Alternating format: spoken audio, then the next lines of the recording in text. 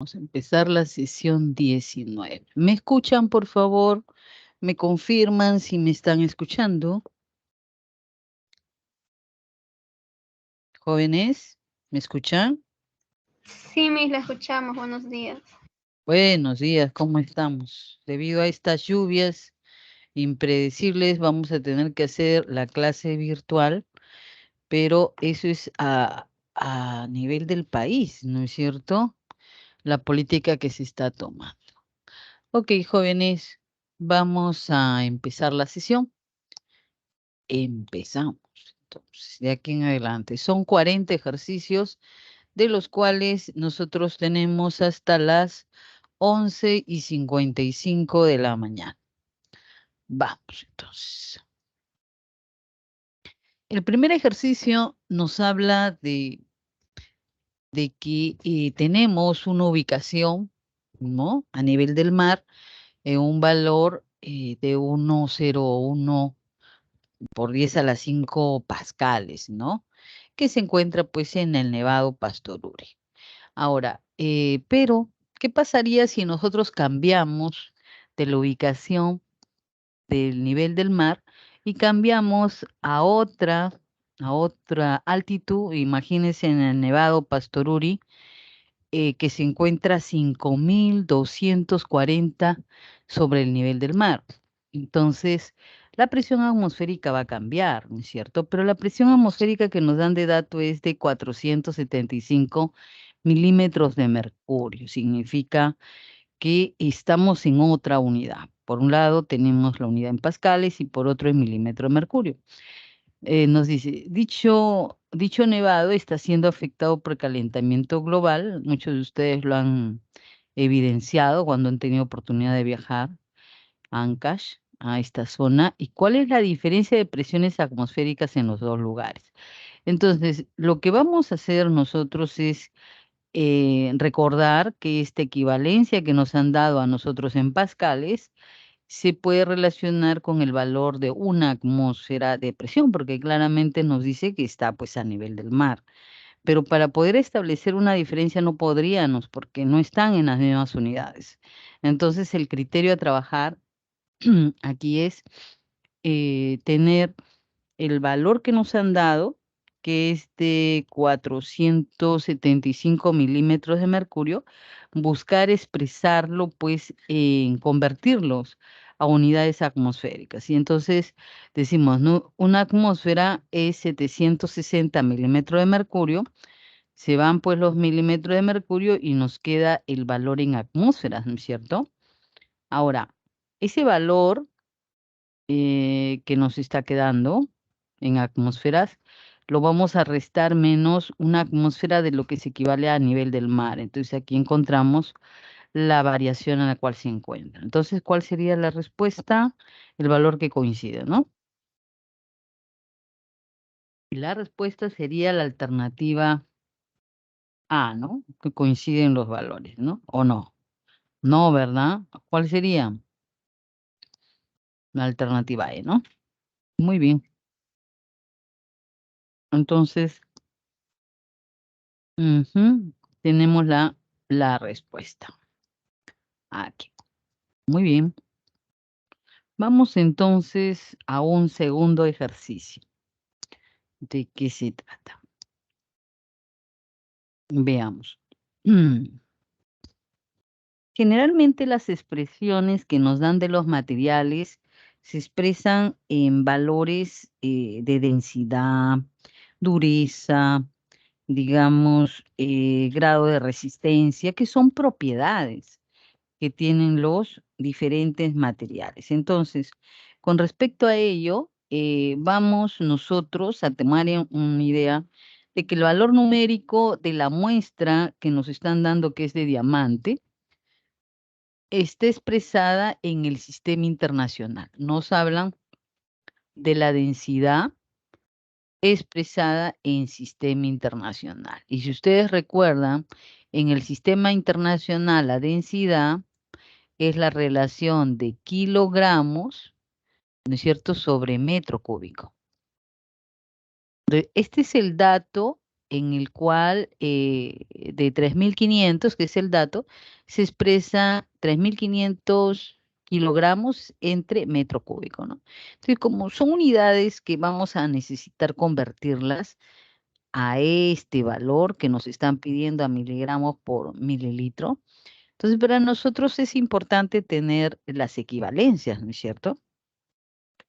¿Qué equivalencia yo tengo que recordar? Yo tengo que recordar que 1 kilogramo es 10 a la 3 gramos, primer dato a relacionar, ¿no? Otra expresión que también tendría yo que tomar en cuenta es 1 miligramo es 10 a la menos 3 gramos. Si observamos, buscamos siempre relacionar las unidades, ¿no? En una mínima expresión, que es en este caso los gramos. Y para el caso de los metros cúbicos, vamos a vincularlo, en este caso, nosotros vamos a vincularlo con los litros, ¿no? 1 metro cúbico son 1.000 litros, ¿no? Y 1 mililitro es 10 a la menos 3 litros, ¿no? Entonces ya tenemos las unidades y sobre esto trabajamos y decimos, nosotros tenemos 3.500 kilogramos sobre metro cúbico. Y ahora buscamos relacionar, decimos, 1 kilogramo es 10 a la 3 gramos. Vamos a utilizar esta expresión acá. Entonces, kilogramos se van, ¿no? Nos queda, tiene que aparecer miligramos, pero no aparece, entonces vamos a hacer que aparezca.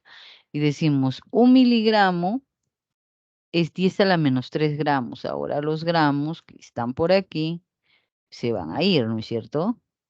Se van. Apareció ya miligramos, que es una de las expresiones que nos está pidiendo el ejercicio, ¿no? Es una de las expresiones. Pero nos dice mililitros y aquí es metro. Entonces vamos a trabajar ahora a convertir. Es decir, 1 metro cúbico es 10 a la 3 litros. Ya está, aparece litros, porque los metros cúbicos se van a ir, ¿no es cierto? Aparecen litros y ahora decimos 1 mililitro es 10 a la menos 3 litros. Entonces aquí se va, ¿no es cierto? ¿Y qué unidades nos está quedando? Miligramos sobre mililitros, que son las unidades que nos pide el ejercicio, ¿no es cierto? Claro que sí. Entonces buscamos 3,5 por 10 a la 3, aquí, ¿no? Esta debe ser la respuesta, ¿no? La alternativa E. Ahí estamos. Muy bien. Si hay preguntas, lo dicen, jóvenes. Por favor.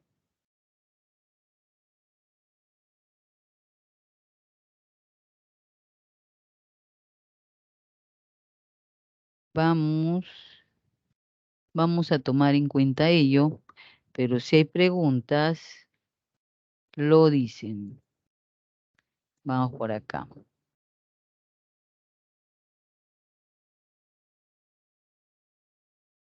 Vamos por aquí. Alternativa E, ¿cierto? Muy bien, muy bien.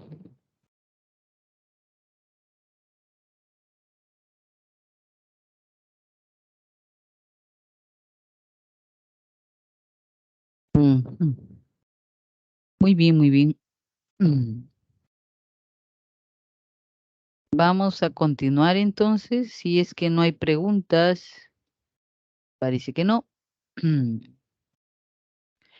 A ver, en el tercer problema nos habla de un experimento en el cual en el extremo se coloca, si lo veo de frente, en el extremo derecho se coloca pues amoníaco, ¿no? Aquí está el gas amoníaco y en el extremo izquierdo se coloca el ácido clorhídrico. Ahora, sobre esta interacción de cuando los gases se juntan, se forma una sal llamada cloruro de amonio. Con respecto a ello, vamos a tener que descubrir qué proporción es incorrecta con respecto al experimento.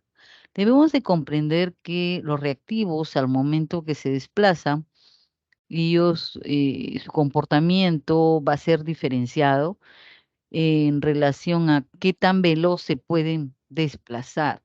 En química, el desplazamiento de un reactivo está en función a cuán menor sea su peso molecular, ¿no? O también con respecto a las fuerzas intermoleculares que están sujetas o que intervienen sobre el reactivo. Sobre ello, vamos a trabajar de la siguiente forma. Aquí tenemos las propuestas y tenemos la primera afirmación. Hay que descubrir cuál es la incorrecta. Dice, se utilizó dos compuestos con similares propiedades y su unión es de tipo físico. ¿Ustedes qué dicen? Su unión no es de tipo, porque físico significa un cambio de estado, ¿no? Pero aquí ya se origina un nuevo compuesto, que es el cloruro de amonio, ¿no es cierto? Ya es algo nuevo, entonces su unión es de tipo químico. Ahora, sí, por un lado, son propiedades, pero no similares, no pueden ser similares. ¿Por qué no? Porque el ácido clorhídrico como tal, su pH, por ejemplo, está a un pH de 1, ¿no? Y si hablamos del pH del amoníaco, debe estar un pH de 12, 13, ¿no? Un pH de carácter básico, totalmente propiedades opuestas. Entonces, esta afirmación es incorrecta, es falsa, ¿no? Ujú. Vamos a ver la siguiente afirmación. Nos dice, el cloruro de hidrógeno y el amoníaco predominan las fuerzas de atracción.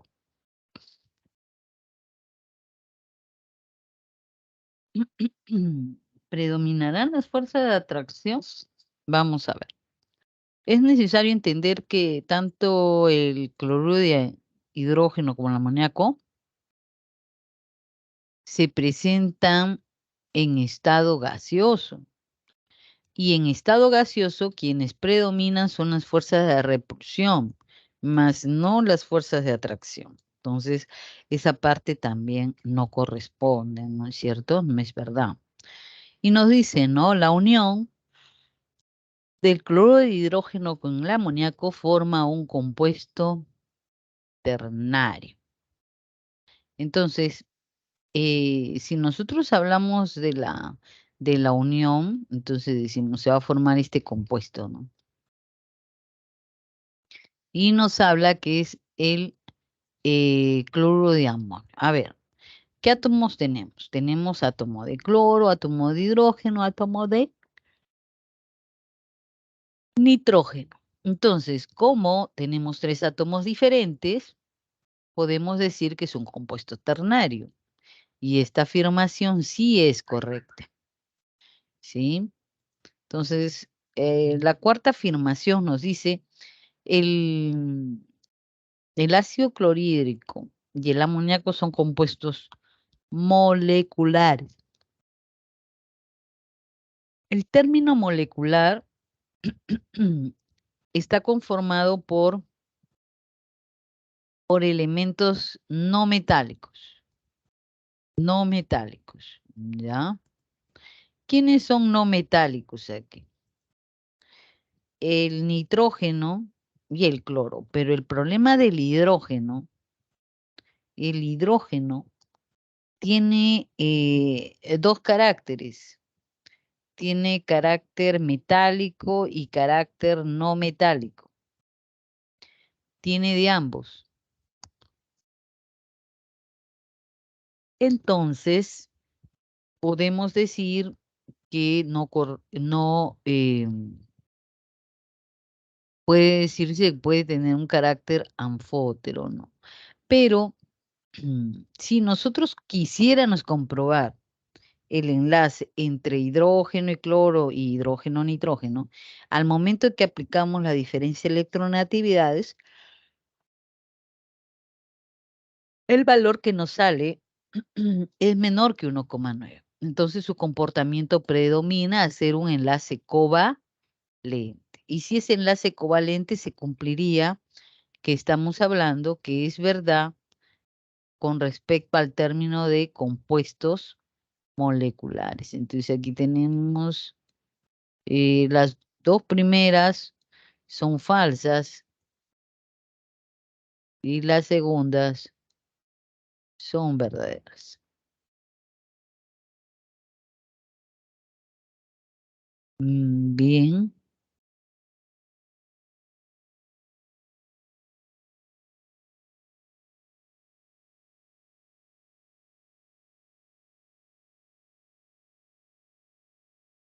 Muy bien, jóvenes. Preguntas. ¿Cuál es la respuesta entonces? Falso, falso, verdad, verdad. ¿Qué nos piden? Las incorrectas. Entonces las incorrectas serían la primera y la segunda, ¿no es cierto? Claro que sí. A ver, les doy un tiempo para que capturen la imagen, ¿no? Bueno, esa es la ventaja de la virtualidad, ¿no? Que ustedes fácilmente pueden capturar la imagen. Vamos a seguir. La respuesta es la A. Muy bien. Vamos a un cuarto ejercicio. Tenemos, según la composición de la materia, se puede clasificar una sustancia simple que pertenece a un solo tipo de átomos, una sustancia compuesta que puede tener de dos a más átomos diferentes, mezcla homogénea, que significa que al momento de unirse forman una sola fase, una mezcla heterogénea forman dos fases. Con respecto a ello, vamos a tomar en cuenta lo siguiente, ¿no? Gas natural de cálida, por ejemplo, del uso doméstico para las viviendas. El ozono como desinfectante de fluentes, ¿no? El yeso empleado para hacer moldes y el jugo de piña que es antidiurético. Entonces, vemos que el gas natural que nosotros utilizamos en los grifos de nuestras cocinas tienen la característica de observarse como si fuera una sola cosa, ¿no? Entonces podemos decir que es una mezcla homogénea. El ozono es usado para desinfección de fluentes y piscinas y es una sustancia simple porque solo tiene un tipo particular de átomo.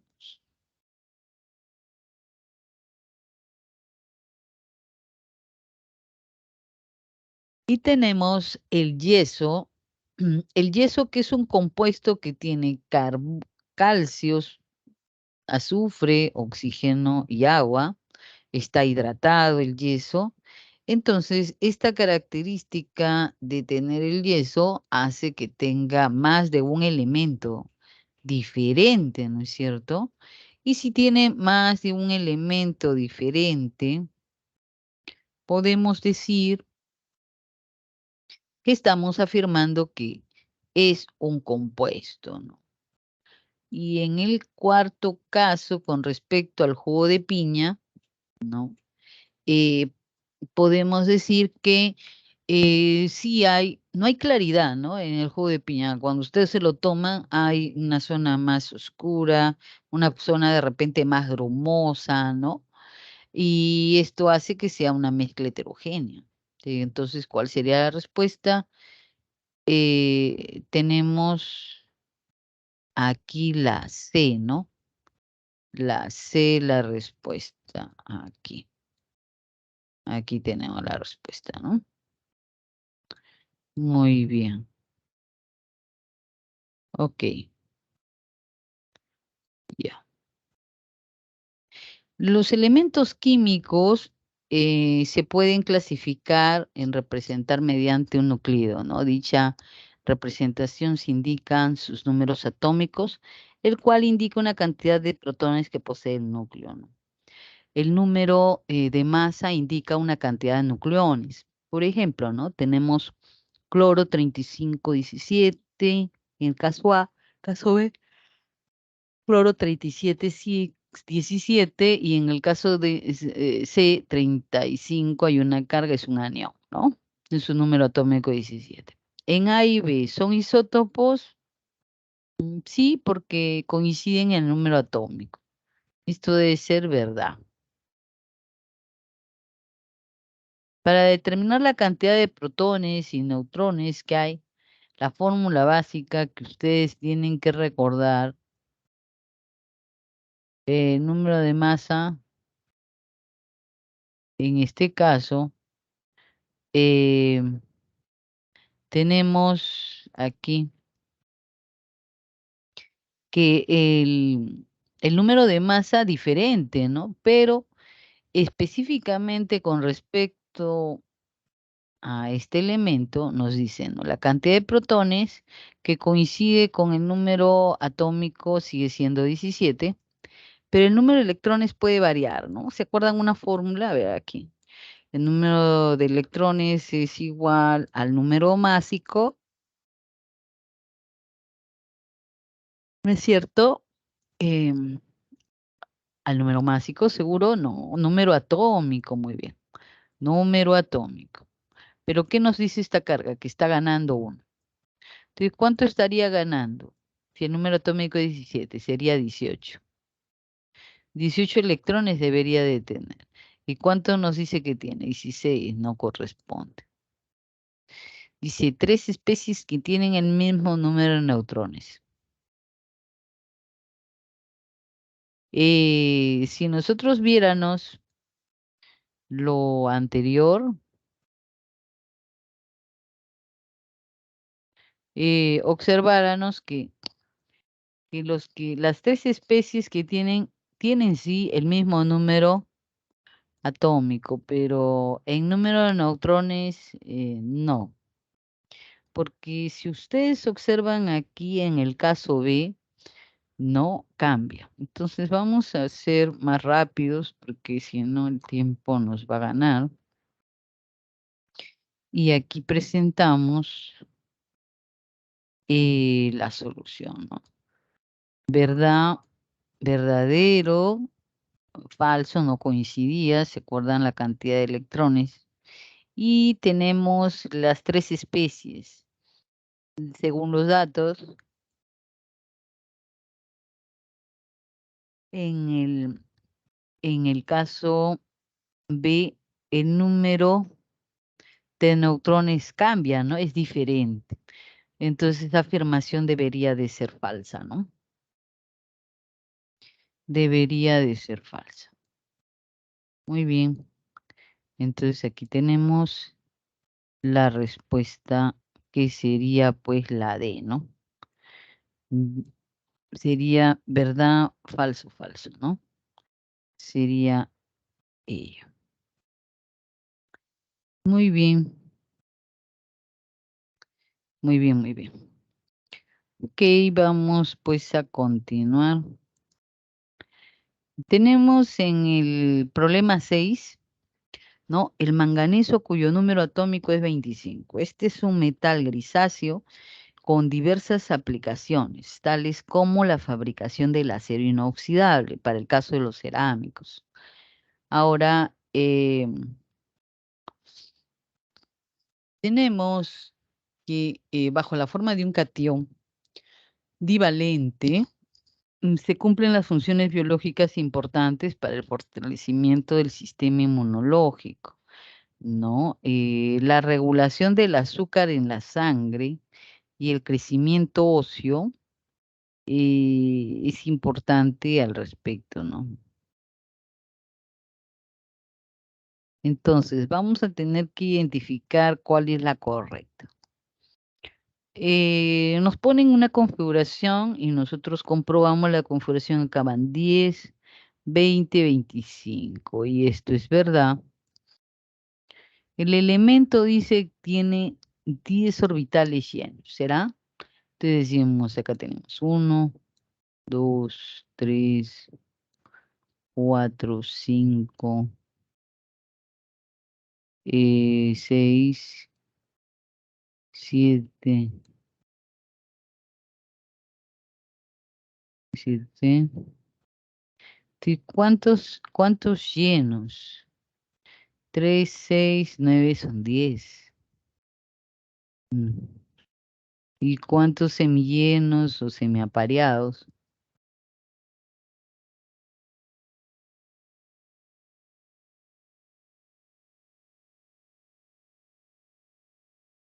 Ya, hasta aquí preguntas. Vamos a ver si se está cumpliendo la primera y la segunda, ¿verdad? Pero nos hablan del penúltimo, ¿no? Entonces, ¿qué vamos a hacer? Si nosotros vemos los números cuánticos del penúltimo del manganeso, se encuentra el penúltimo en 3 de 5, ¿no?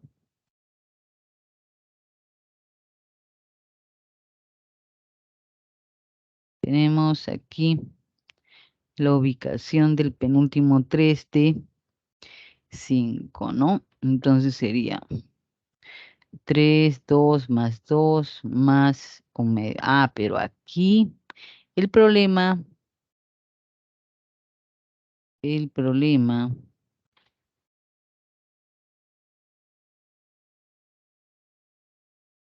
eh,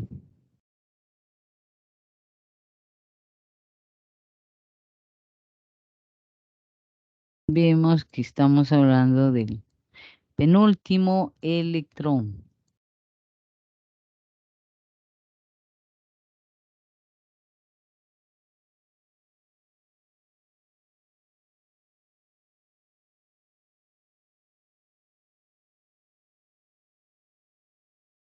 Muy bien, vamos a ver cuál entonces es la respuesta. Tenemos la alternativa C, que serían la 1 y la 2 correctas, ¿no? La tercera sería incorrecta.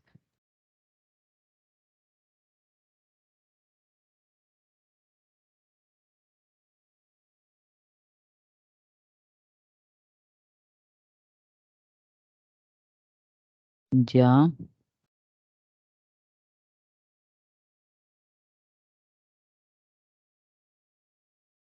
El sodio es un elemento bastante reactivo en condiciones de medio acuoso, ¿no? Las características es un metal blanco, plateado, muy reactivo.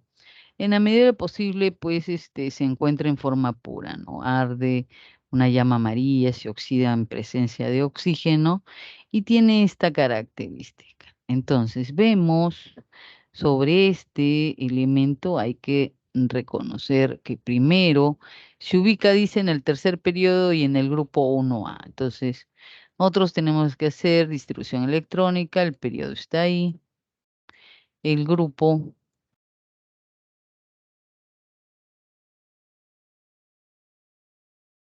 Y en este caso comprobemos si se encuentra en el grupo 1A. Y es correcto, ¿no? Ahí está, tiene un electrón disponible y en A porque termina en el subnivel S, pertenece al grupo de los representativos, amil los alcalinos. El sodio es un metal ubicado en el periodo 3, grupo 1. Ah, ya. Ah. Tenemos por otro lado, ¿cuál sería? Vamos a ver, entonces la alternativa sería verdad, falso, verdad, ¿no? Verdad, falso, verdad.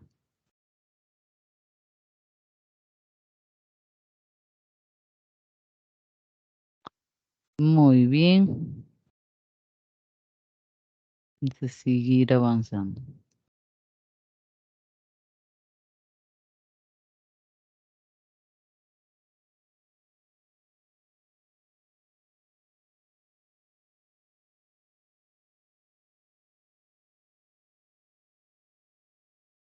Muy bien. A ver, entonces ya tenemos claridad en el problema 7. Vamos al problema 8. ¿Qué nos dicen? El azufre es un elemento no metálico de color amarillo. Listo. Entonces, bajo estas condiciones, es muy abundante, pues, en zonas volcánicas de la Tierra, ¿no? En esencial, en los organismos vivos que se encuentran formando parte de los aminoácidos. Es de entender que tenemos la cisteína, la metionina, que son aminoácidos que tienen, pues, azufre, ¿no? Ahora, Tenemos que identificar qué es verdad y qué es falso. Sobre ello nos dice, pertenece al tercer periodo del grupo 6A. Entonces, ¿qué se debe de hacer? La distribución electrónica y se evalúa al final de la distribución electrónica.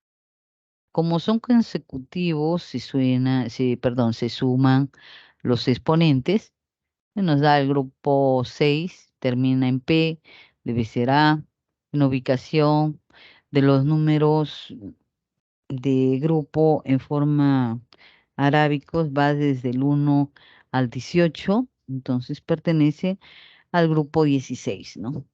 Vamos a la primera afirmación, nos dice, tercer periodo, grupo 6, 6A, ¿no?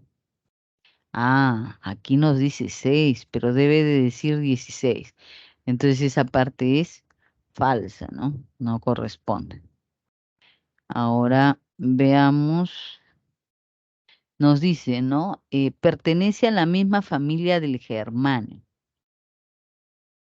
Veamos, ¿cómo es pertenece al grupo 6A, N2 y NP4. Entonces significa, eh, ajá, pertenece, tienen los mismos electrones de valencia.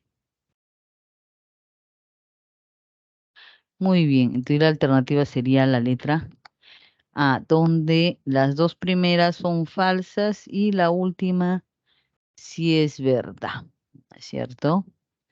Es lo correcto. Muy bien, muy bien, muy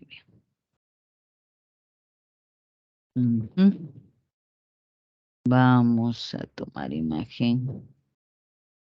Y tenemos un noveno ejercicio, nos dice, dos sales de bromo tuvieron aplicaciones médicas, pero dada su toxicidad ya no se emplean. El primero de ellos corresponde a que si tienen dos electrones de valencia y están ubicados en el segundo periodo de la tabla. Y el segundo contiene un metal cuyo átomo tiene electrones de valencia, pero está ubicado en el cuarto periodo. Entonces, con respecto, señalamos que tenemos aquí varias afirmaciones.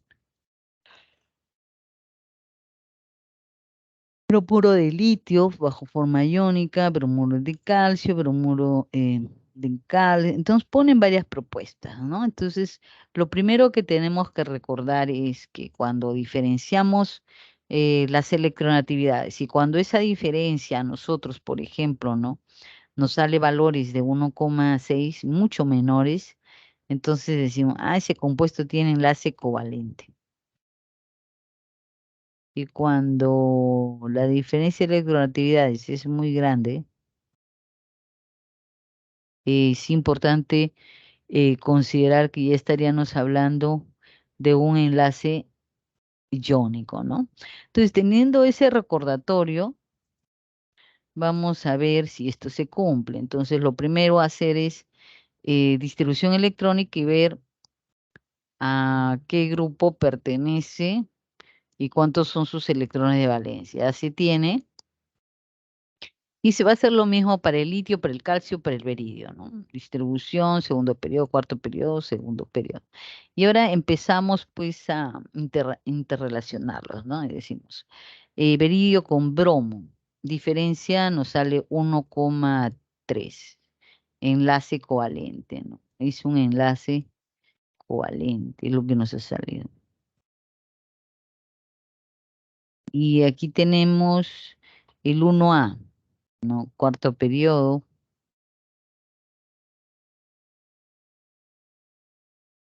Muy bien. Ajá.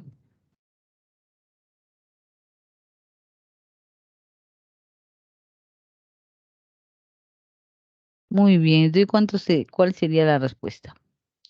¿Es el único iónico?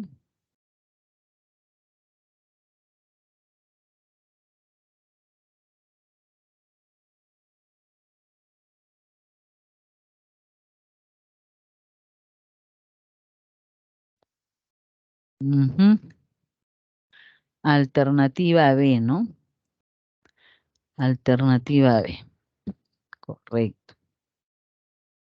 Tenemos en la B que nos dice que el bromuro de beridio es covalente y en este caso, el bromuro de potasio es iónico.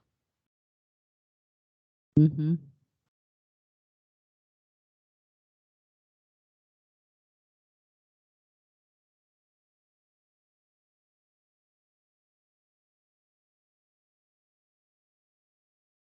Muy bien, muy bien, muy bien. Y llegamos al problema 10. Los compuestos gaseosos, tales como el oxígeno, el dióxido de carbono y el amoníaco, son sustancias indispensables, ¿no?, para mantener la vida en el planeta. Con respecto a ello, comprobemos estas dos sustancias presentan fuerzas de London o no. Entonces, sobre esto vamos a, vamos a poner nuestro análisis. Aquí tenemos, ¿no? El oxígeno dióxido, al ser moléculas apolares, solo presentan fuerzas de dispersión de London, ¿no? El amoníaco presenta dipolo y al presentar hidrógeno, nitrógeno, puede presentar también una interacción de enlace puente de hidrógeno.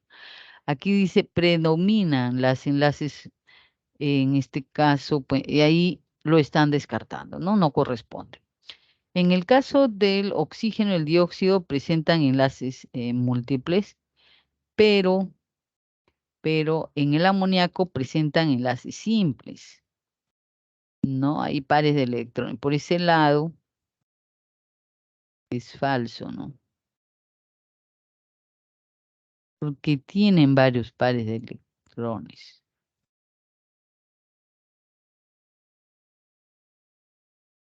Muy bien. Por otro lado, nos dicen, ¿no? Las tres sustancias presentan un total de 9 pares de electrones y 6 enlaces covalentes. Entonces, nosotros regresamos aquí, regresamos por acá, decimos, ¿no? 6 o 9 pares de electrones libres. Acá tenemos 1, 2, 3, 4, 5, 6, 7, 8 y 9. Es lo que nos afirma, ¿no? 9 pares de electrones libres y 6 enlaces covalentes. Acá tenemos, a ver, 1, 2, 3, 4, 5 y 6. Entonces esa afirmación también sería verdadera, ¿no? Entonces sería verdad, falso, verdad. Tendremos que buscar qué es la alternativa A. Listo, pasamos a otro ejercicio. Dicen, los óxidos metálicos son compuestos usados por diversas aplicaciones. Tal es el caso del óxido de titanio empleado en pinturas, ¿no? Como pigmento. El óxido de calcio, conocido como cal viva, utilizado en metalurgia. El óxido, en este caso, de plomo. Ahora, sobre ello, nos dicen aquí el nombre stock. A ver, el nombre stock, óxido de titanio 4. O nombre stock, óxido de titanio 4. Y tenemos con respecto al óxido de plomo, nombre sistemático dióxido de plomo. Entonces, todo sería verdadero, ¿no? La respuesta sería la 1, la 2 y la 3. Sería verdad, ¿no? Sería verdadero. Muy bien. Ustedes me dicen, a ver, voy a escribir acá. Hay preguntas, hay preguntas. Todo está claro. A ver, jóvenes. Ajá. Levantó la mano, señorita Valeria, diga. Miss, disculpe, una consulta. ¿Cuál era la clave de la pregunta 9? Ah, la pregunta 9, mucho más atrás. La B. Ok, muchas gracias. Todo claro hasta el momento. Gracias, Miss. Ok, entonces vamos a continuar. Estamos por iniciar la 12.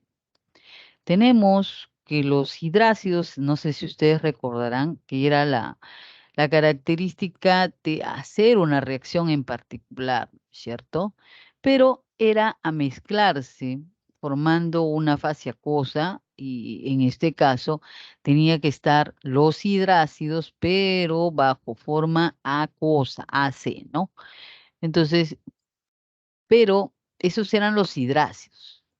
Pero si nosotros llamamos a los ácidos hidrácidos, los ácidos hidrácidos tenían que estar necesariamente en fase gasificada. Entonces, teniendo esto bien claro, decimos, ¿no? Un hidrácido correctamente sería fluoruro de hidrógeno, pero si fuera G, si fuera una G, ¿no? Tendría que decir, en este caso, el nombre que corresponde. Pero es un ácido hidrácido, sería el ácido fluorhídrico, ¿no? Con AC.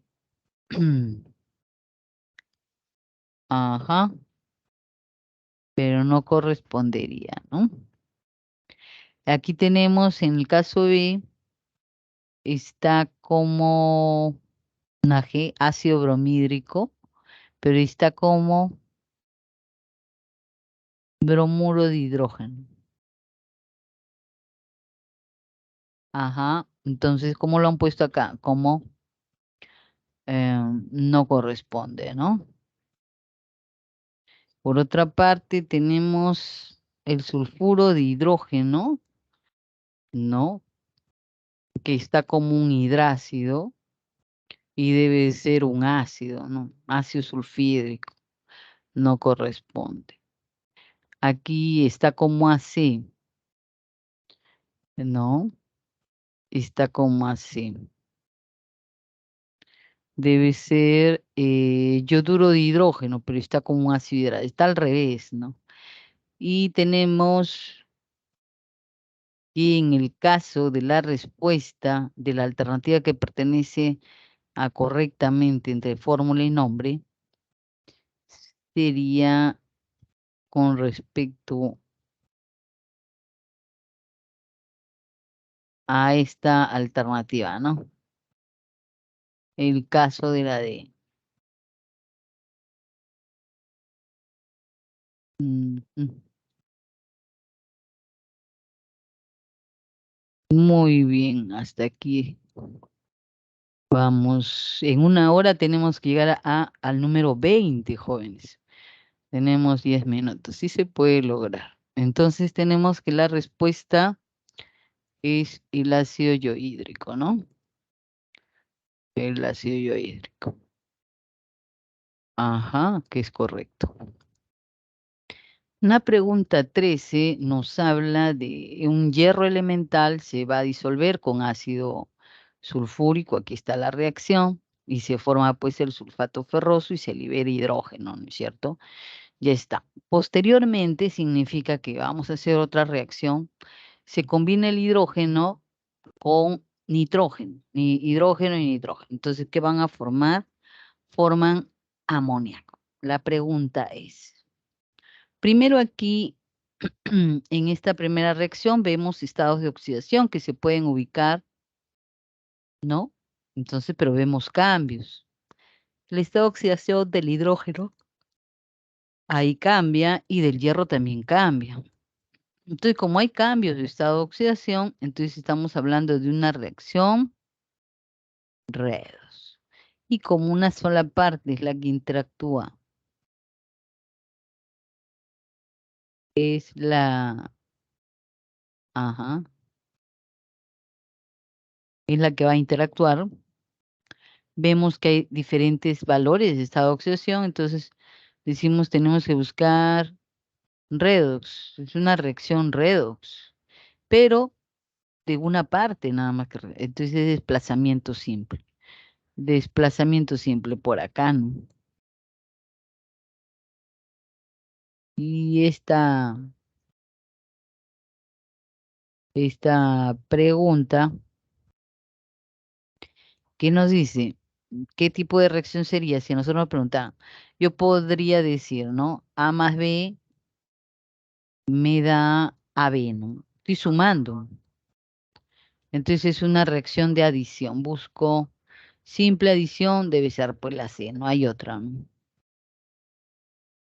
Lo he puesto así para avanzar y no nos falte tiempo. Ya. Vamos a la pregunta 14. En una planta termoeléctrica, la instalación empleada, ¿no es cierto?, a partir de producir combustibles fósiles, tenemos que observar que se produce en esta reacción. Esta es una reacción de combustión completa. Pero para poder hacerlo tenemos que balancearlo, ¿no? Entonces decimos carbono, carbono, cuatro hidrógenos, dos por acá. Y tenemos en total 4 hidrógenos y ya está balanceada la reacción. Entonces, nosotros lo que tenemos que hacer es sumar los coeficientes, ¿no? Sumamos los coeficientes y en total al sumarlos nos sale el valor de 6, que ya tendríamos la respuesta.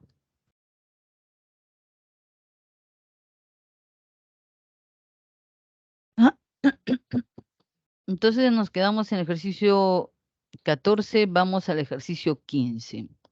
Nos dice, un auto, ¿no? Es un vehículo que posee un motor de combustión interna. Su funcionamiento requiere pues gasolina, ¿no? Entonces, pero en el proceso se va a utilizar, oxígeno, pero se va a generar dióxido de carbono en un promedio de 528 gramos. Y aquí nos dice, determine su volumen molar en litros que está ocupado del dióxido, pero a condiciones normales. Ahora, decimos nosotros que a condiciones normales el dióxido de carbono, su peso molecular es 44. Y a condiciones normales su volumen molar es 22,4. Ahora, pero nos han dado que no tenemos de dióxido eso. Tenemos otro dato. Nos están dando 528. Despejamos y nos debe salir el valor que hemos hallado.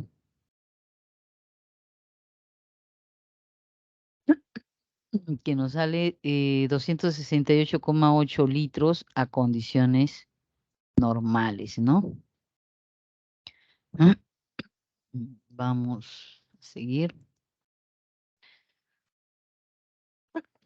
El bromuro de metilo es un compuesto gaseoso que es utilizado ampliamente como insecticida y herbicida. Ahí tenemos la reacción. Sobre esto nos dice que 100 gramos de este gas está pues al 90%, ¿no? Entonces, con 80 gramos de metano, determine la masa en gramos de cloro de metano. Entonces, lo primero que tenemos que hacer es hallar el reactivo limitante. Entonces, trabajamos una mol todo, decimos qué cantidad en gramos. Entonces, ¿quién representa un menor valor del que se necesita? Representa, en este caso, el bromo, ¿no? Representa el bromo. Entonces, es con el bromo con quien se va a trabajar. Decimos, una mol de bromo a una mol de bromuro de metilo, ¿no? Peso molecular 160, peso molecular del bromuro de metilo 95. Y se tiene pues 80, ¿y cuál será su masa, ¿no? Y ya despejamos el valor de masa y observamos el valor que nos están pidiendo, ¿no? Porque hay que determinar cuánto es la masa del bromuro de metilo. Bromuro de metilo, aquí sería la alternativa E, ¿no? Ahí sería la respuesta a la alternativa E. Ok,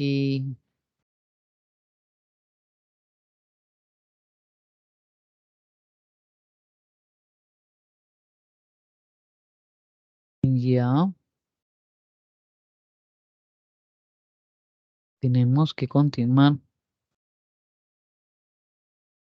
La ecuación de estado de un gas ideal tenemos aplicando las leyes de Boyle, Charles y Gay-Lussac, en los cuales establecemos temperatura, presión y volumen. Con respecto a estas leyes, hay varias afirmaciones, pero para hacerlo hay que desarrollar el planteamiento de la siguiente forma, ¿no? Acá tenemos primer planteamiento, nos dice, si la temperatura es constante y la presión del gas se duplica, entonces su volumen se duplicará. Entonces, no cambia, no cambia, ¿no? Presión y volumen. Entonces decimos presión 1, volumen 1, presión final, volumen final, despejamos el volumen final y ¿cuánto nos ha salido? Que es la mitad, ¿no? ¿Y cuánto nos dice acá? Que el volumen se duplica. No, no corresponde, ¿no? Porque acá el volumen pasa a la mitad. ¿Y dónde dice? El proceso isobárico y la temperatura absoluta dice que es un gas que disminuye en 20% de su volumen y inicialmente aumenta un 80%. Entonces vamos a ver. Presión 1, no. Temperatura 1. Ya si tiene presión 2, 3 veces la presión, temperatura final. Desaplicando Gay-Lussac. Despejamos pues la temperatura final y nos sale 700 Kelvin, que es también el equivalente a 627 grados centígrados. ¿Qué pasa con la temperatura? Al triplicar la presión, la temperatura aumenta, ¿no? Pues eso ya sería verdad. Nos ha salido ese valor, ¿no? Y tenemos, en el caso 3, en Gay-Lussac, al triplicarse la presión, la temperatura del gas se encuentra a 27. A ver. Ah, ya. Tenemos en este caso, según la ley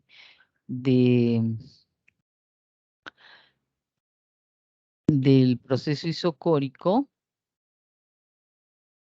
tenemos que Gay-Lussac nos habla de que la presión se va a triplicar. Aquí está, presión se triplica. ¿Cuál será su temperatura final?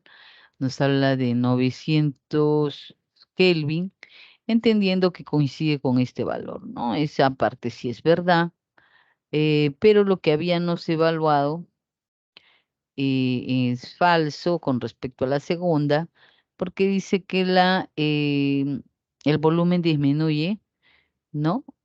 La temperatura absoluta y el gas disminuye a un 20% de su volumen, de lo que aumenta un 80%. Con respecto a su temperatura, dice que aumenta en 0,80, ¿no? Aumenta. Muy bien, sería falso, verdad, falso. ¿Está? No, falso, falso, verdad, ¿no? Falso, falso, verdad. Ajá, ahora sí.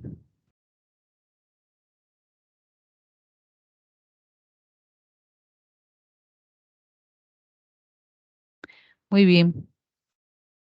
A ver cómo estamos. Llegamos a la pregunta 18.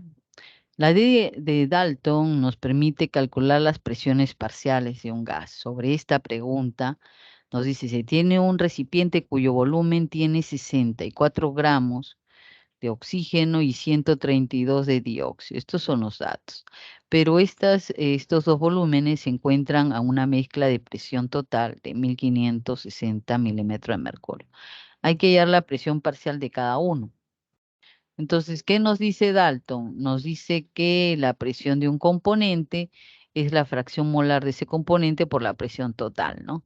Entonces tenemos la masa que nos han dado entre su peso molecular, nos sale el número de moles de un componente. Su masa entre su peso molecular nos sale el número de moles. Y aquí tenemos la fracción molar, que es el número de moles entre el número de moles totales. Pues aplicamos la fórmula de las presiones, ¿no? La presión total de 1500, una atmósfera lo transformamos a atmósferas, ¿no? Entonces ya sería mucho más fácil para nosotros. Decimos del oxígeno 2 es a 5 moles, como multiplicándolo por 2 atmósferas. Entonces nos sale con valor convertido en atmósferas. Entonces la alternativa sería la alternativa D. Ya. Y llegamos a la pregunta 19. Una sustancia está distribuida en el centro de otra y se hablan de sistema de dispersión. Cuando nos hablan de soluciones, ¿no? Entonces tenemos que identificar en estas tres qué tipo de solución es, ¿no? Si es verdad o no. Tenemos el jugo de plátano, ¿es una solución? No, el jugo de plátano es una suspensión. No, entonces esa afirmación es falsa. Ya, vamos a la siguiente, en la cual nos ponen aquí, la crema de afeitar es una suspensión. La crema de afeitar tiene que ver con el rango del tamaño de las partículas, ¿no? El rango es mayor a 1 nanómetro, pero menor a 100 nanómetros. Entonces tenemos que no puede ser suspensión. Entonces tenemos que es un coloide, ¿no? Esa afirmación es falsa. Dice, componentes del ron se separan por destilación. Y principalmente los componentes son de mezcla y se pueden separar por diferencia de temperaturas de ebullición, en los cuales nos hablan de destilación, ¿no? Claro que sí, esa parte sí es verdad. La alternativa sería la C, falso, falso, verdad, ¿no? Sería la respuesta. Ya, bien, correcto. Muy bien. Y en el problema 20 nos habla del sulfato de sodio que se emplea como aditivo para los detergentes para mejorar su comportamiento mecánico. Y dentro de ello es importante ver que tenemos que tomar en cuenta el comportamiento de la preparación de una solución a partir de 852 gramos de sulfato de sodio. Vamos a disolverlo en un volumen de 500 mililitros. Sobre eso nos hacen varias afirmaciones en las cuales nosotros tenemos que desarrollar, entendiendo que la solución es masa sobre peso molecular. Calculando el número de moles es colocar 852 gramos, entre su peso molecular se van los gramos y nos quedan las moles, ¿no es cierto? Donde el número de moles ya lo tenemos de dato y lo dividimos entre el volumen que nos han dado, ¿no? Que son 500 mililitros. Ya está. Entonces el resultado nos sale mol por litro. Ya nos salió la molaridad. De 1,2 por 10 a la menos 1. Entonces la primera es verdad. No, hay que desarrollarlo para poder encontrar la respuesta. Y aquí tenemos en la segunda parte, decimos, ¿no? El teta, como nos hablan, el factor es 2 acá, el teta es 2. Entonces tenemos peso molecular entre el teta, nos sale 71 gramos sobre equivalente. Entonces tenemos la cantidad en masa sobre el peso equivalente. Y nos sale el valor, ¿no? El valor del número de equivalente de gramos, que sale coincidentemente el mismo valor. Por otro lado, tenemos que hallar la normalidad. Para hallar la normalidad decimos, ¿no? La molaridad que hemos encontrado por el factor teta, ¿no? Y nos sale 0,24 normal. Entonces, la alternativa D en la cual nos dice que todo es verdad. verdad. Y llegamos a la mitad de los ejercicios. Nos faltan 20 ejercicios más. Tenemos el amoníaco, que es una sustancia empleada para fines, sin embargo, ¿no? Para muchos múltiples fines. Es conocido como abono y elaboración de productos de limpieza. Tenemos la reacción, nos dicen, ¿no? ¿Qué pasa si nosotros aumentamos la concentración del amoníaco? ¿Cómo? Aumentando, disminuyendo. Y para eso, vamos a ver cada una de estas afirmaciones, ¿no? Nos dice, al aumentar la concentración de nitrógeno, sí es favorable, aquí aumentamos, entonces el desplazamiento, el equilibrio tiende a aumentar hacia la derecha con la finalidad de consumirse esto que le hemos incrementado, ¿no? Ya, ese es uno. Ahora, con respecto a aumentar la presión, el desplazamiento se tiende a irse hacia donde haya menor número de moles. Entonces, aquí hay 1, y aquí hay un mol. O, a ver, ¿cómo lo vemos? Disculpen, hay que balancearlo. Entonces, primero lo balanceamos. ¿Cómo sería acá? Aquí sería 2. Ah, perdón. Ahí sería, aquí sería 2 y aquí sería 3. Si sumamos, aquí hay 4 moles y aquí hay 2. Y aumentar la presión se va hacia donde haya menor número de moles. Se va hacia el lado derecho, también es favorable, ¿no? Pero al aumentar la temperatura, se desplaza el equilibrio, en este caso, necesariamente hacia los reactantes, no hacia el producto, al aumentar la temperatura. Esa es la única que sería falsa. Aquí hay que identificar, me parece, la alternativa falsa, ¿no? No, las proposiciones correctas. Entonces sería la 1 y la 2, ¿no? La alternativa D. Sería pues la respuesta, ¿no? Ya. Vamos a la pregunta 22. Existen diferentes factores que influyen en la velocidad de una reacción química. Entre ellos tenemos temperatura, concentración de reactivos, naturaleza de reactantes, en presencia, claro, de un catalizador. Ahora nos ponen una primera afirmación. La pieza de carne se conserva mayor tiempo bajo temperatura de refrigeración. Entonces, claro, al disminuir la temperatura, generamos el efecto de la biodegradación que se da, que no sea favorable, porque no hay choques efectivos, ¿no? Y esto hace de que la carne se pueda conservar, ¿no? Disminuyendo la temperatura que está utilizando para almacenarlo, ¿no? Entonces, la primera afirmación es verdadera. En la segunda propuesta nos hablan de una pastilla purificadora de agua, ¿no es cierto? Ajá. Tenemos que tomar en cuenta que la pastilla purificadora se disuelve. Cuanto más disuelta está, más favorable la superficie de contacto y la reacción es mucho más rápida, ¿no es cierto? Entonces, esa afirmación es verdadera y dice, una conserva de atún tiene una amplia vigencia por la presencia de catalizador. Y no es cierto, porque si nosotros le colocamos el catalizador, tiende a aumentar la velocidad, entonces eso significa que la conserva de atún se descompone. No es cierto, se descompondría. Entonces, si se descompone, entonces no lo conserva. Bueno, esa afirmación sería falsa. La respuesta sería la de verdad, verdad, falso, ¿no?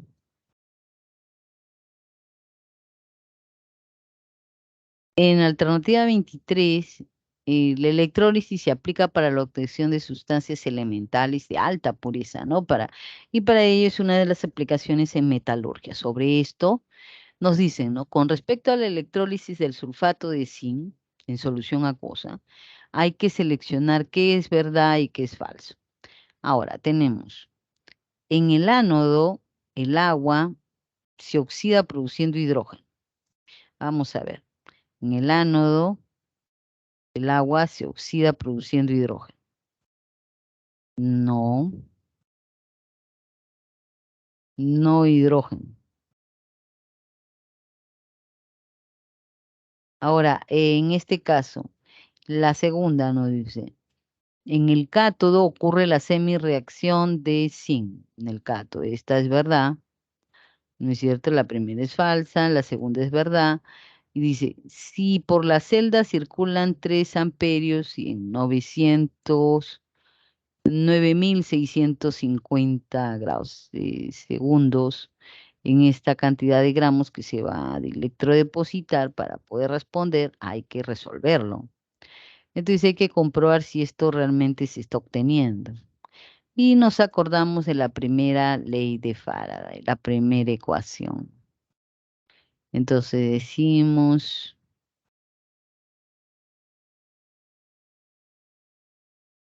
lo siguiente. La masa del zinc, ¿cuál será? Su peso equivalente se necesita saber, ¿no? Pero el peso equivalente es 96.500 por intensidad por tiempo. Es igual a 65 entre 2, ¿no? El peso equivalente es 65 entre 2. 13 amperios por el tiempo en segundos. Entonces aquí vamos a sacar la cantidad que nos ha salido, ¿no?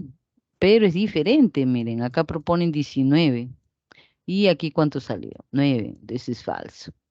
La alternativa entonces, falso, ¿verdad? Falso, ¿no? Bien,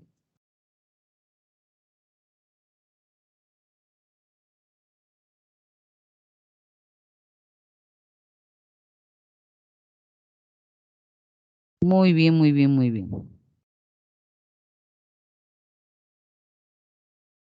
Y la alternativa sería la D, ¿no? Falso, ¿verdad? Falso. Correcto. Vamos a la pregunta 24. En el laboratorio de investigación, un estudiante de química de San Marcos propone la construcción de una celda galvánica, empleando electrodos de hierro y cobre sumergidos en una semicelda. Ahora, los componentes que ha usado son estos, estas son las semireacciones, ¿no? De cobre, esta es la reacción de reducción de cobre y la reacción de reducción de hierro. Ahora, el flujo de electrones va desde el cobre hacia el hierro, entendiendo que primero ustedes tienen que saber quién se oxida y quién se reduce. Entonces nosotros decimos, no, el cobre al invertirlo sale negativo, el hierro entonces el hierro se oxida, ¿no? El hierro se oxida y ¿quién se reduce? El cobre.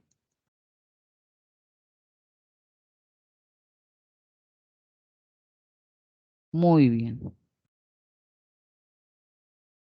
Digo, como ya lo tenemos claro y sobre esto dice, el flujo de electrones va eh, del cobre al hierro, no, tendría que ser del hierro al cobre, ¿no? Esa información sería falsa.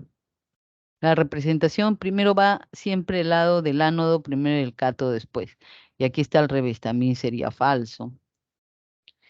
Y vamos a ver el potencial. Vamos a ver las demás afirmaciones. Entendiendo, como les dije, el diagrama primero va el ánodo. ¿Quién está en el ánodo? En el ánodo, ¿quién está? Va a estar el hierro, ¿no? Y en el cátodo está el cobre. Entonces va del hierro al cobre. Ahora, la representación del potencial de la celda es la diferencia entre los potenciales de reducción del cátodo menos el potencial de reducción del ánodo. Entonces, al aplicarlo nos sale este valor. Y sí, nos sale este valor, ¿no? Falso, falso, verdadero. A ver, la alternativa sí.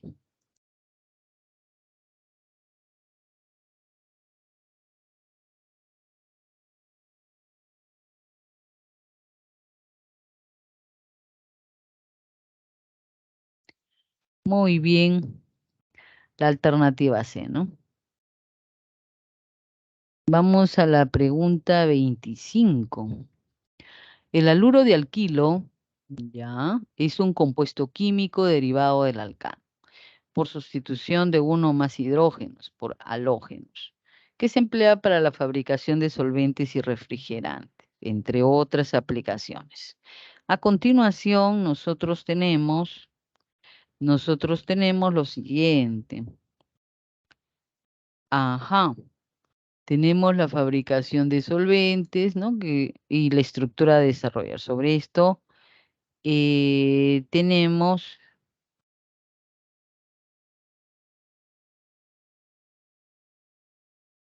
ajá, tenemos que cuatro carbonos primarios. A ver, carbono primario. Todos los extremos son carbonos primarios. Ajá. Y ahí están. Son los carbonos primarios, son 4. Y 4 terciarios, hay 4 terciarios. Terciario 1, terciario 2, y no hay nada más. Aquí nos dice que son 4. Entonces, parte verdad, parte falsa, entonces es falso, ¿no? Ya. Dice, si todos sus átomos tienen hibridación sp3. A ver, ya. Todos sus átomos tienen, pero acá nos afirman hibridación sp2. Entonces es falsa, ¿no? No puede ser hibridación. Presentan 9 enlaces carbono-carbono. Acá tenemos 1, 2, 3, 4, 5, 6, 7, 8 y 9. ¿Cuántos nos dice? 9 enlaces carbono-carbono. Eso sí es verdad. Dice, la cadena es alifática, ramificada y saturada. La cadena es alifática. Y es verdad, está ramificada. Sí, no es completamente lineal, tiene sustituyentes y es saturada porque todos sus enlaces son simples, eso es verdad. Claro que sí. Ya vamos a seguir avanzando. Tenemos el ejercicio 26. La adrenalina es una hormona que se libera de la médula suprarrenal, ¿no? Durante el ejercicio intenso. Tenemos nosotros que aumenta el ritmo cardíaco y contrae los vasos sanguíneos. Aumenta la frecuencia respiratoria. Entonces tenemos la estructura de la adrenalina y sobre esto vamos a ver qué es verdad y qué es falsedad. Vamos a ver. Aquí vemos. Contamos cuántos carbonos hay. A ver, 1, 2, 3, 4, 5, 6, 7, 8, 9. ¿Cuántos hidrógenos hay?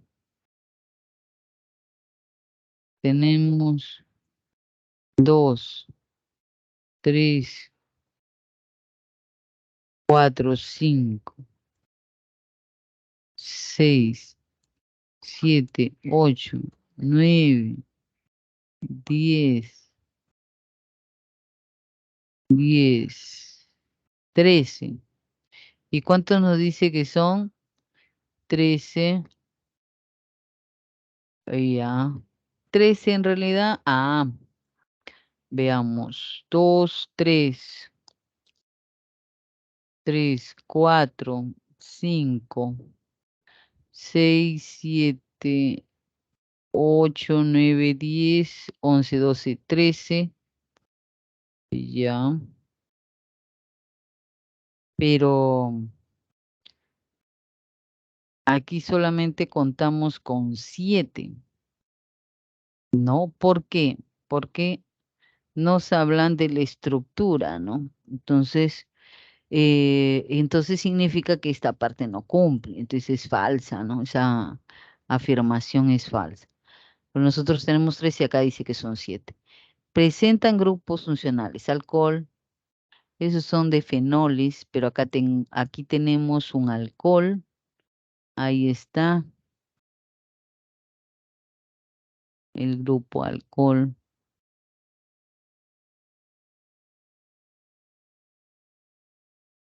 Ya, y tenemos la amina, ¿no? 3 grupos funcionales, eso sería verdad. Y en la otra nos dice 3 enlaces pi, 1, 2, 3 y 8 enlaces sigma, carbono-carbono, ¿no? Tenemos carbono-carbono, 2, 3, 4, 5 y 6.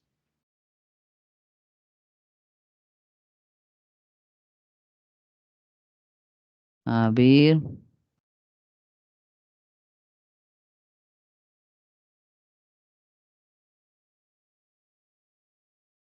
Entonces tenemos falso, verdad, falso.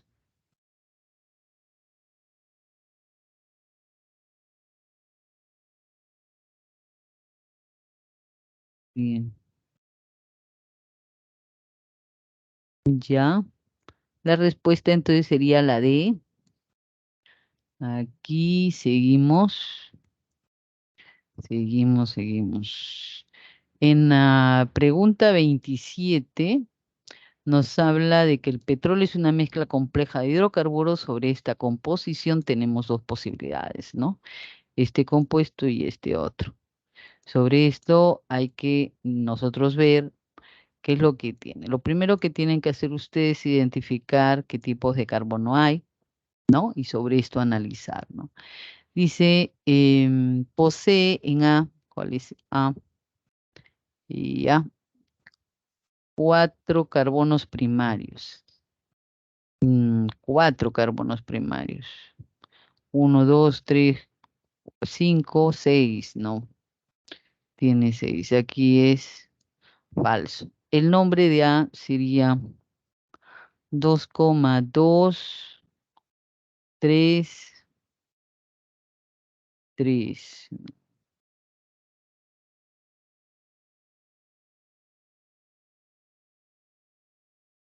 3.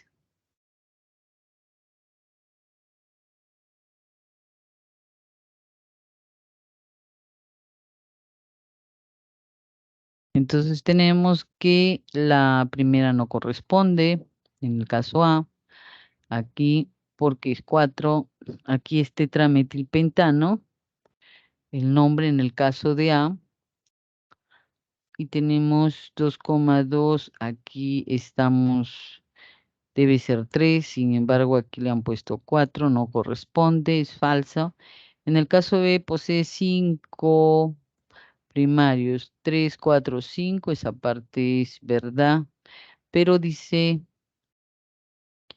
que posee, a ver, 6 átomos primarios, no corresponde, ahí también hay que tacharlo.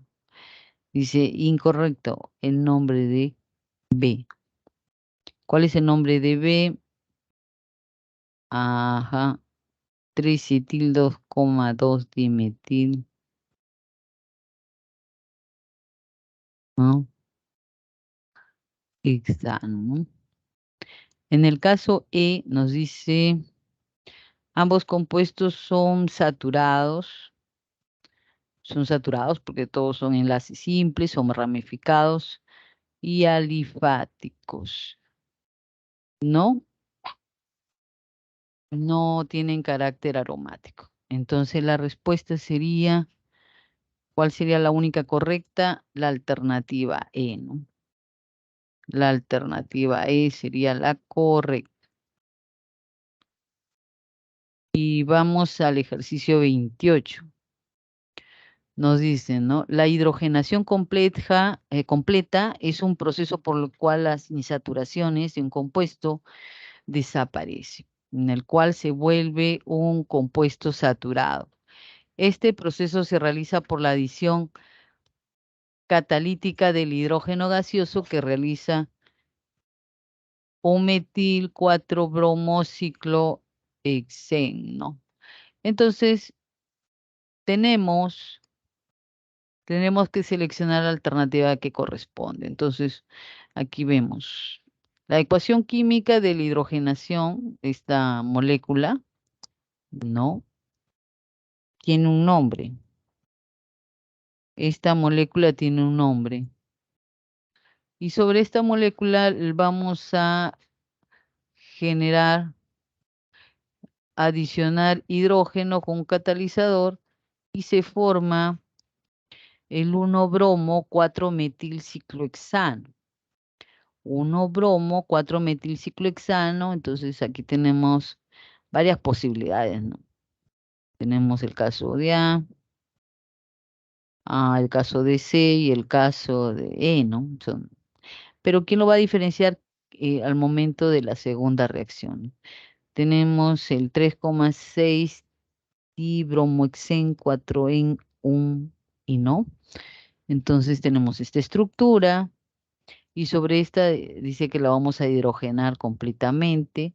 Significa que las insaturaciones desaparecen y se tiene esta otra estructura, que será 1,4-dibromohexano.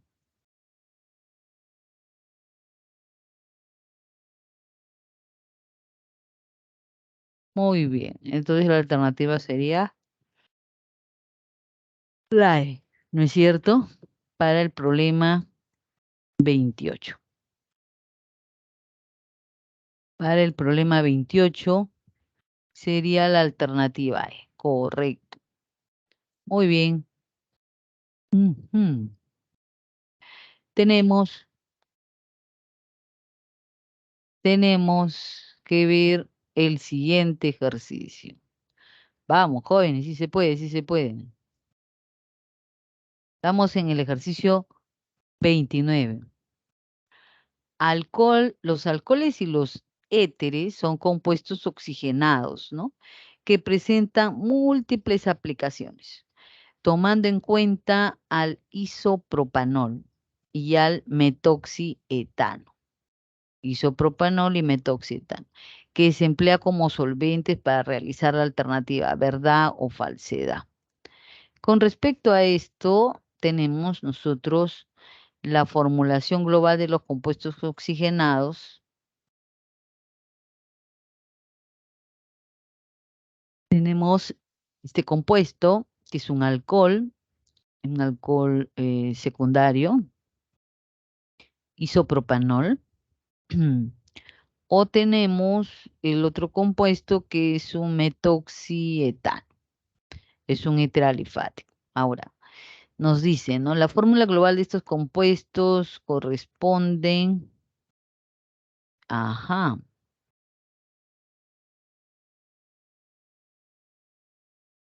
esta fórmula no corresponde, ¿no? Y por eso es falso, ¿no?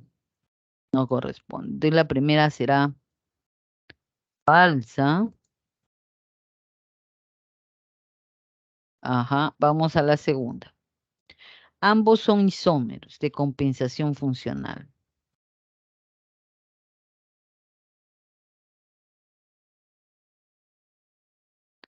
Muy bien. Sí son isómeros, pero ¿por qué? Porque es cuando son isómeros, ¿se acuerda? Cuando que coincidían, ¿qué cosa? El peso molecular. Entonces acá debe ser 3, ¿no? Ya. Ya. El nombre común del éter es etilmetiléter. A ver, el nombre común. Etilmetiléter.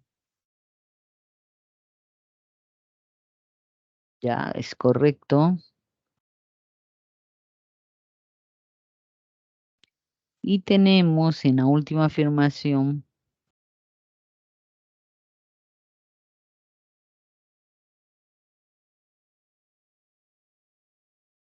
tenemos que en el último caso, como nos dice el nombre común, nos dice éter es etilmetiléter. Etilmetiléter, si es verdad. Y la oxidación del alcohol genera la propanona. A ver, tenemos el alcohol aquí, lo oxigenamos y genera la propanona o dimetilcetona. Es verdad, ¿no? Entonces la alternativa sería una falsa y 3 verdaderas. Correcto. Y ya está. Y llegamos al problema 30. Tenemos que apurarnos para poder llegar. A ver, existen compuestos aromáticos de gran utilidad, ¿no? Como por ejemplo los cresoles, que eliminan microorganismos, lo cual se puede encontrar como desinfectante, y el cloro resorcinol. Son compuestos aromáticos que se utilizan para repeler los insectos. Con respecto a esto, aquí están las fórmulas del cresol y el cloro resorcinol.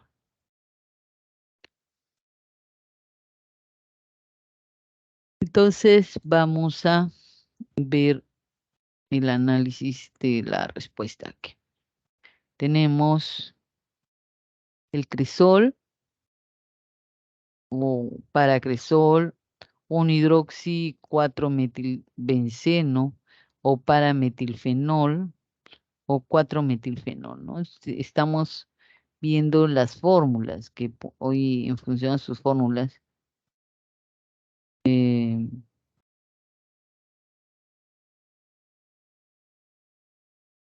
y ya. Entonces, la primera nos dice, ¿no? Ambos compuestos son considerados hidrocarburos aromáticos.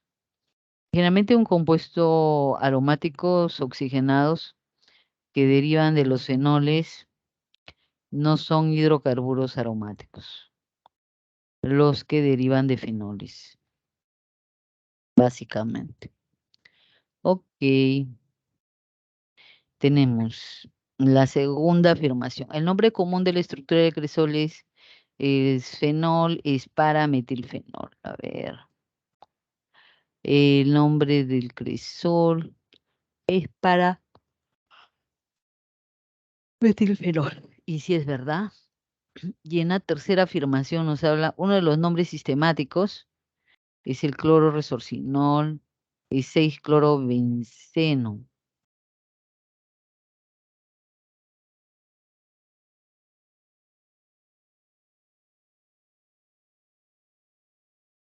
Ya,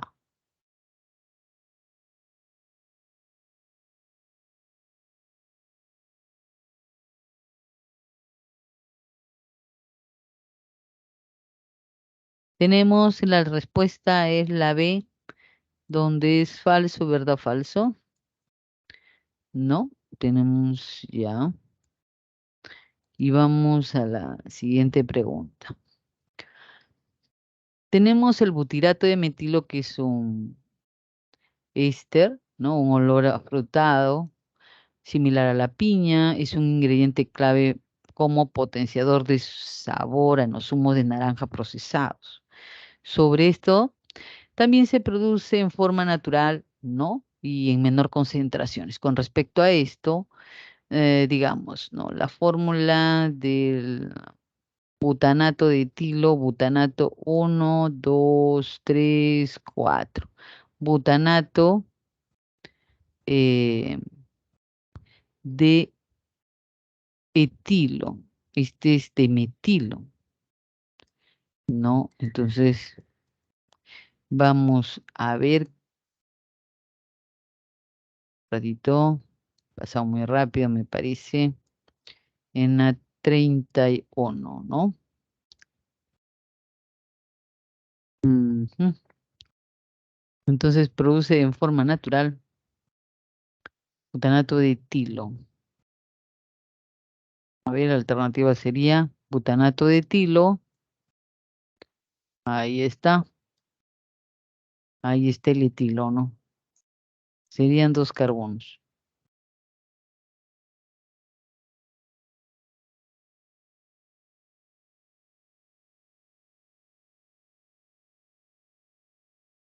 Entonces tenemos la respuesta que sería la B.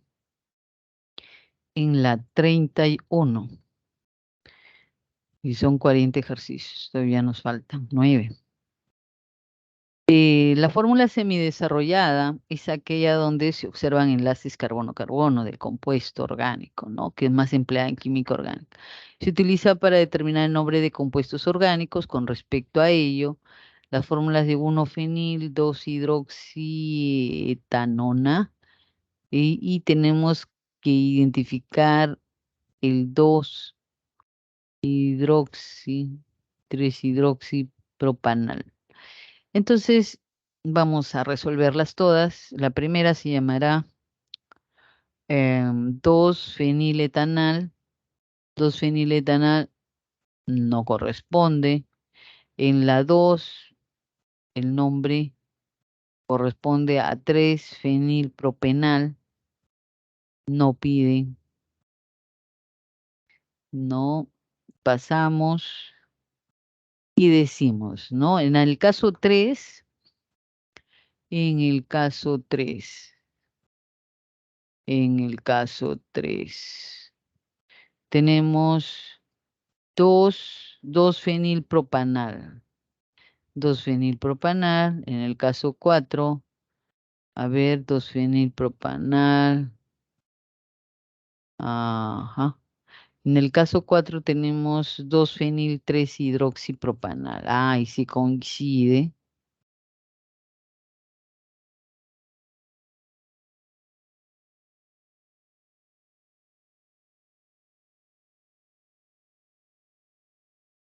Entonces la respuesta sería la alternativa A, donde la 5 es uno de los nombres que nos están proponiendo y la 4 también. Muy bien, había que identificarlos. Entonces, para este tipo de preguntas, ustedes tienen que dar los nombres a cada una, ¿no?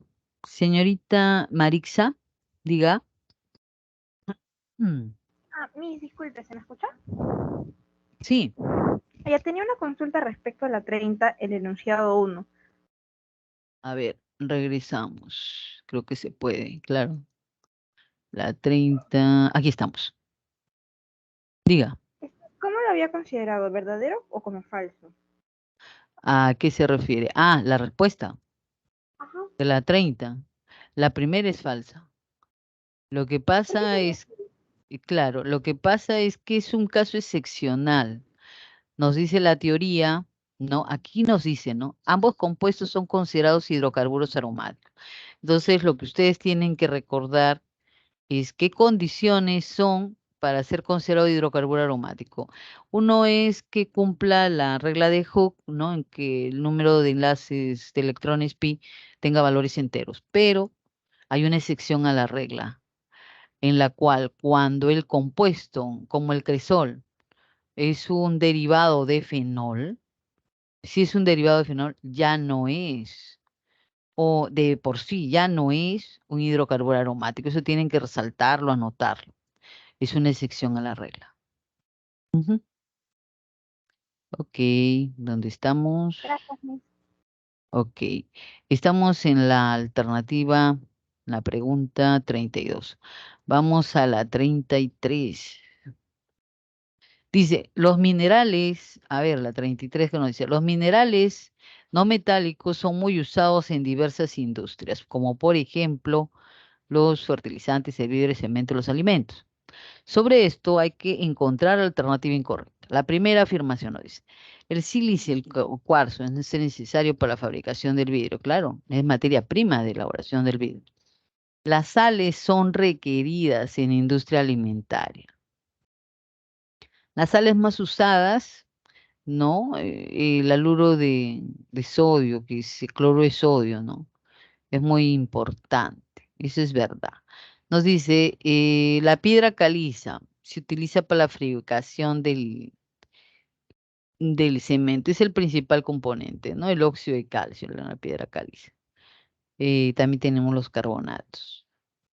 En el caso de la elaboración de fertilizante, se utiliza la roca fosfórica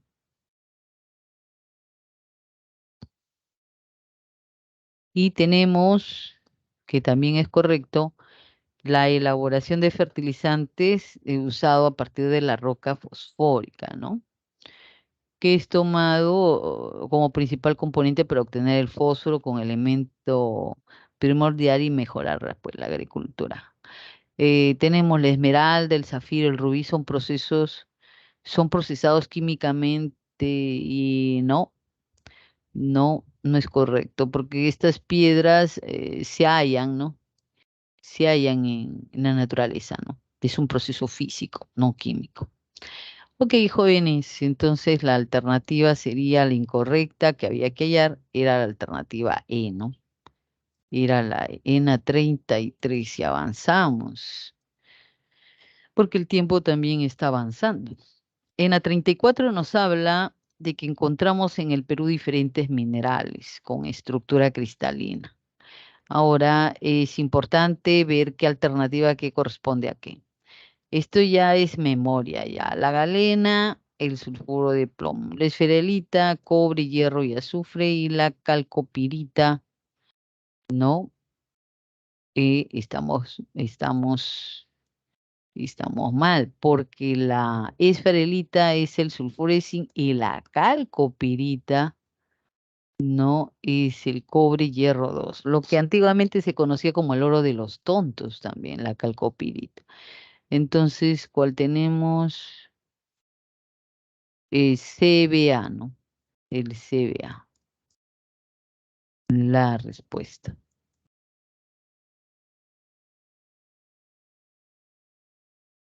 Vamos a ver. Ok, ok. En la pregunta 35 nos habla que con respecto a la definición del medio ambiente se puede observar detenidamente imágenes, ¿no?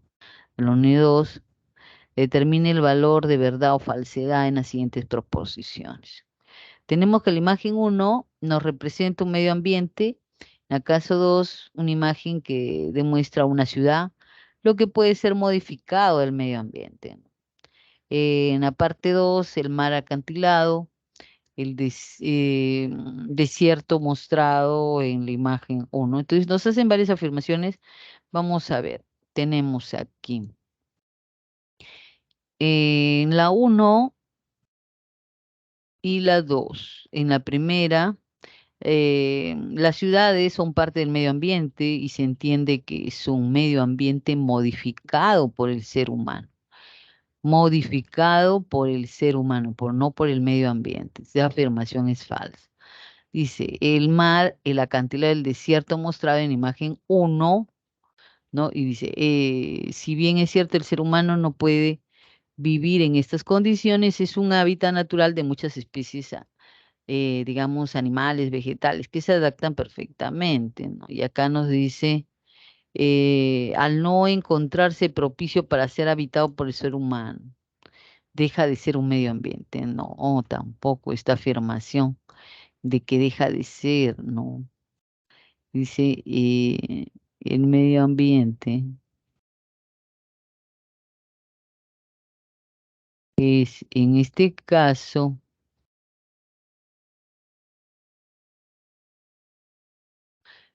tenemos que la ciudad construida en imagen 2 sobre ubicación similar al baje 1 en un ambiente modificado. Es un ambiente modificado. Entonces sería falso, falso, verdad, ¿no? Y tenemos menos tiempo, pero ahí estamos. Estamos en nos faltan 4 ejercicios. Los microplásticos son pequeñas partículas de polietileno, poliestireno, no, que son utilizados hasta la actualidad, ¿no? El 2017 se comunicó la primera alerta al detectar en la sangre humana el 70% en mujeres lactantes, el 60% en la leche materna. Los estudios en ratones en grandes cantidades de microplásticos se observan daño hepático, ¿no? Renal, produciendo situaciones alarmantes, ¿no? En las crías.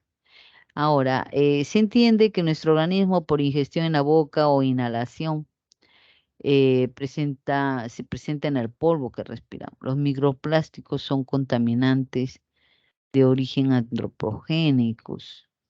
Entonces vamos a ver cada una de estas afirmaciones y tenemos la primera afirmación que es falsa, porque dice, los microplásticos son contaminantes primarios de origen antropogénico. Microplásticos pueden producir de residuos, entonces son de contaminantes secundarios, pero sí son de origen antropogénico, ¿no?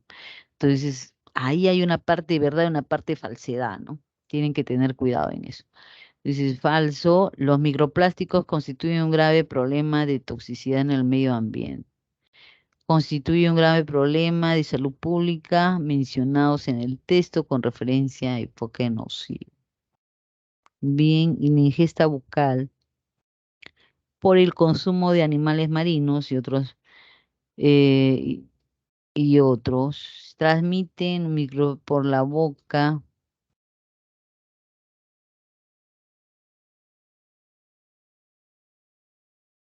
Tenemos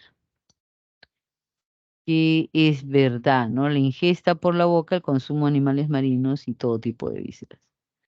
No, aunque las vísceras nosotros no las consumimos, ¿no? En el caso de los peces, no consumimos sus vísceras, pero sí su carne, eso sí. Entonces sería la alternativa ahí, que sería falso, verdad, verdad, ¿no? Muy bien, y seguimos en la 37. Los fuegos artificiales son muy vistosos, agradables, ¿no? A nuestra vista, por la noche, los colores que emiten. El calentamiento global y las partículas son muy finas, afectando la calidad del aire y en este caso también puede afectar la salud. Sobre esto, al respecto, la alternativa que contiene el científico que planteó el fenómeno de absorción y emisión de energía eh, de los átomos.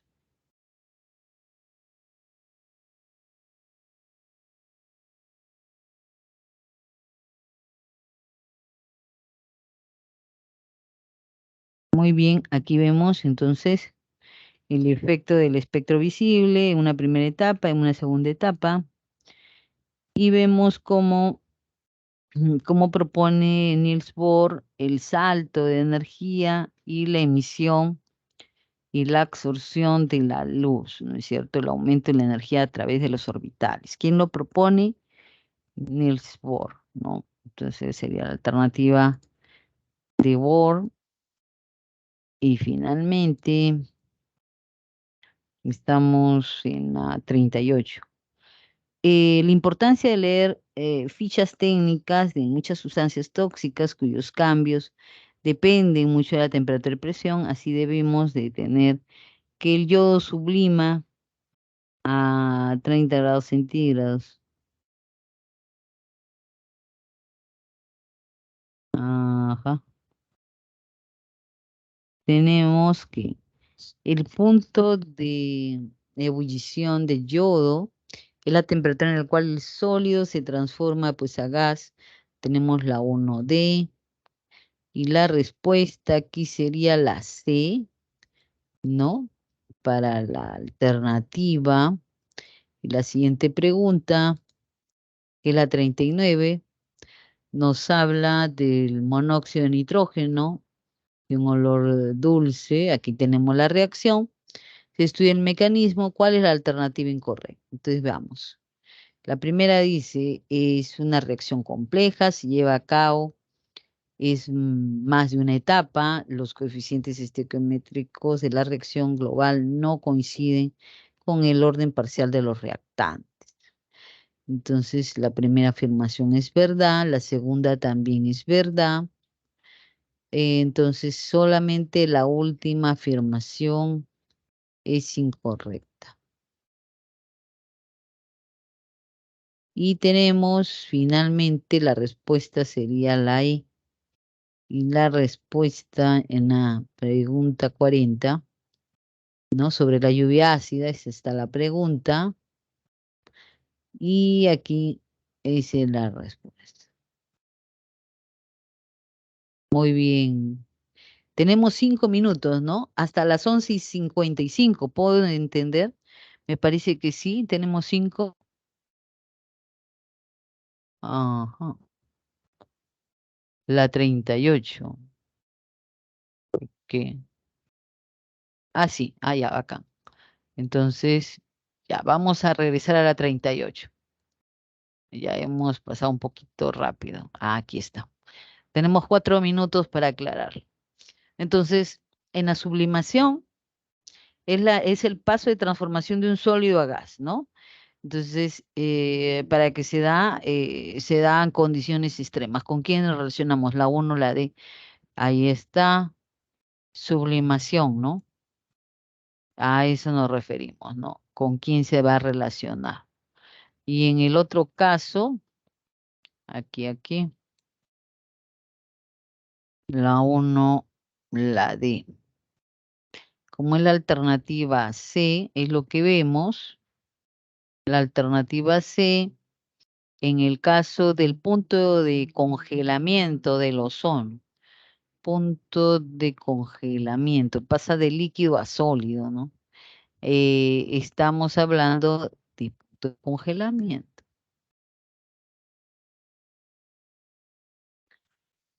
Tenemos el mercurio sólido a mercurio líquido, ¿no? Cambios de fase, cambios de estado.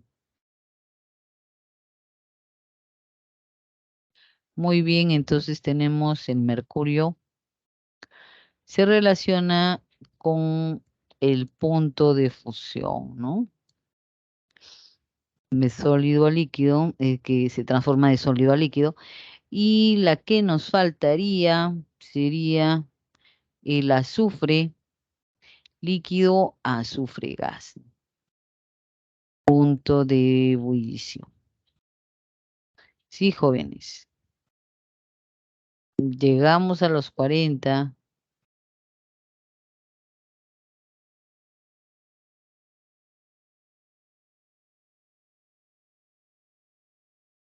Vamos a ver, jóvenes, preguntas. Preguntas, jóvenes. Ha sido bien intenso, ¿ah? 40 ejercicios. Bien intenso realmente. Gracias a ustedes, jóvenes. Gracias a ustedes por la comprensión, haberlos conocido. Sé que cada uno tiene una proyección de vida, pero dependerá de la fuerza de voluntad que le apliquen por lograr sus objetivos, ¿no? Porque hay que esforzarse. Sí, hay que esforzarse. La 33 me dicen, voy a regresar. La 33, aquí está, creo. Aquí está la 33. Ajá, a ustedes, jóvenes, a ustedes. Muchos éxitos en las cosas que se propongan hacer. Espero verlos en San Marcos. Si no, a seguir insistiendo y la proyección en función a los lineamientos que se propongan concretar. Muchas gracias y bueno, es importante, bueno, una recomendación que cuando estén leyendo las preguntas, específicamente en química, leanlas 2 veces y planteen el ejercicio en función a los datos que les dan. Muchas veces se les da mucha información y no es de todo, entonces la clave es también ver la pregunta, ¿no? ¿Qué les están preguntando? Para que se den cuenta en relación a lo que les preguntan, cuál de esos datos que les están dando realmente van a usar, ¿no? Que no los van a usar todos. Eso es importante, tener esto muy claro. Sí, jóvenes. Entonces, me despido de ustedes y que tengan éxito en los exámenes. Cuídense mucho. Nos vemos.